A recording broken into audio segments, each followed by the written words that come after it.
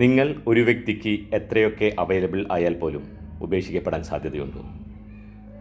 നിങ്ങൾ ഒരു വ്യക്തിക്ക് എത്രയൊക്കെ കൂട്ടായിരുന്നാലോ സഹായകമായിരുന്നാലോ പോലും പരിഗണിക്കപ്പെടാതിരിക്കാനുള്ള സാധ്യത കൂടുതലാണ്. എന്തെന്നാൽ തൻ്റെ ആവശ്യം കഴിഞ്ഞതിന് ശേഷം വലിച്ചെറിയുന്ന സ്വഭാവവും പ്രകൃതവും മനുഷ്യർക്കുണ്ട്.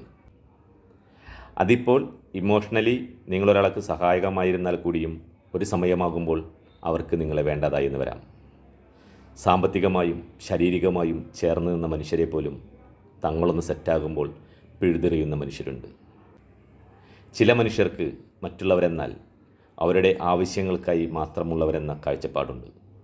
നിങ്ങൾ മറ്റുള്ളവരോട് ചോദിച്ചാൽ ഇതൊക്കെ തന്നെയായിരിക്കും അവരുടെയും അനുഭവങ്ങൾ. മാനസികമായി ഡൗണായ സമയത്തൊക്കെ ഒപ്പം നിന്നിരുന്ന, സങ്കടങ്ങൾ കേട്ടിരുന്ന അവരെയൊക്കെ പിന്നീട് ഓർക്കാത്ത അനുഭവങ്ങൾ അവർക്ക് പറയാനുണ്ടാകും.